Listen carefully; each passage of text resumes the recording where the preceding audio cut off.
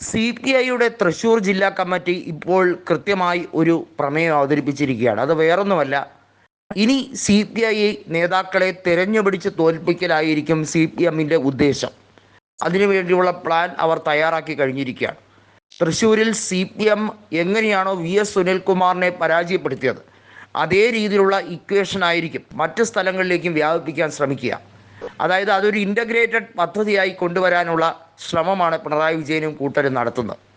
ഇതൊരു അവിശുദ്ധ കൂട്ടുകെട്ടാണ്. അതായത് RSS agenda നടപ്പിലാക്കാൻ മുഖ്യമന്ത്രി ശ്രമിക്കുമ്പോൾ RSS എല്ലാ രീതിയിലും മുഖ്യമന്ത്രിയെ പിന്തുണയ്ക്കുന്നു. ഇതാണ് നിലവിൽ കണ്ടുവരുന്നത്. CPIയെ CPM ചവിട്ടി താഴ്ത്തും മുമ്പ് തന്നെ സ്വന്തം കാര്യങ്ങൾ ഭദ്രമാക്കാൻ മുന്നണി മാറ്റം ആവശ്യമാണ് എന്ന രീതിയിലേക്ക് നിരവധിയായിട്ടുള്ള ചർച്ചകൾ നടന്നുകൊണ്ടിരിക്കുകയാണ്. തൃശ്ശൂർ ജില്ലാ കമ്മിറ്റിയെ സംബന്ധിച്ചിടത്തോളം കൃത്യമായി അറിയാം CPIക്ക് എങ്ങനെയാണ്, ഏതൊക്കെ മേഖലയിലാണ് തിരിച്ചടി ഉണ്ടായത് എന്നുള്ളത്. തൃശ്ശൂർ ലോക്സഭാ മണ്ഡലത്തിലെ ഒരു സെക്ടറിൽ പോലും CPIക്ക് ലീഡ് കിട്ടിയില്ല എന്ന് ഓർമ്മ വേണം. അതിനകത്ത് എങ്ങനെയാണ് BJPക്ക് ഗുരുവായൂരൊഴിച്ച് ബാക്കി എല്ലാ അസംബ്ലി സെഗ്മെൻറ്റുകളിലും ലീഡ് ലഭിച്ചത്? ഒല്ലൂരിലായിരുന്നാലും നാട്ടികയിലായിരുന്നാലും തൃശ്ശൂർ സെൻട്രലിലായിരുന്നാലും ഒക്കെ CPIക്ക് വ്യക്തമായി ഭൂരിപക്ഷമുള്ള മേഖലയാണ്. എന്നാൽ CPMൻ്റെ ഒരു വോട്ട് പോലും ലഭിച്ചില്ല എന്ന് വേണം കരുതാൻ എന്നാണ് മുതിർന്ന CPI നേതാക്കളെല്ലാം തന്നെ പറയുന്നത്.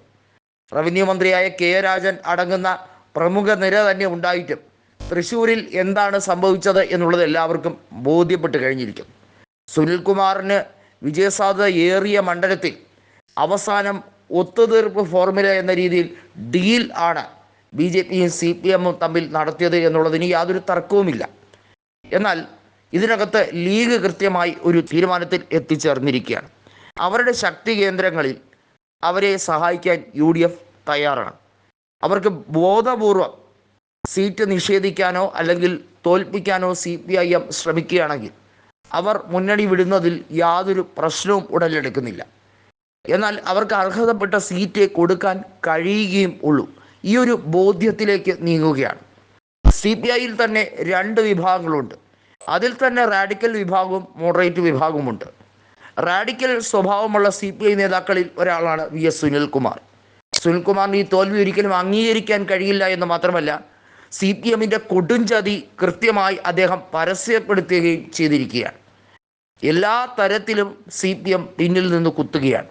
CPIയോട് നാളിതുവരെയും ഒളിഞ്ഞും തെളിഞ്ഞും അവർ നടത്തിയ പല രീതിയിലുള്ള അക്രമ ശൈലികളുണ്ട്. SFI നേതാക്കളെ AISF പ്രവർത്തകരെ ആക്രമിക്കുന്നതും ഈ ഒരു മോഡലിൽ തന്നെയാണ് എന്നുള്ളതിന് CPIക്ക് പ്രത്യേകിച്ച് വേറെ ഉദാഹരണമൊന്നും വേണ്ട.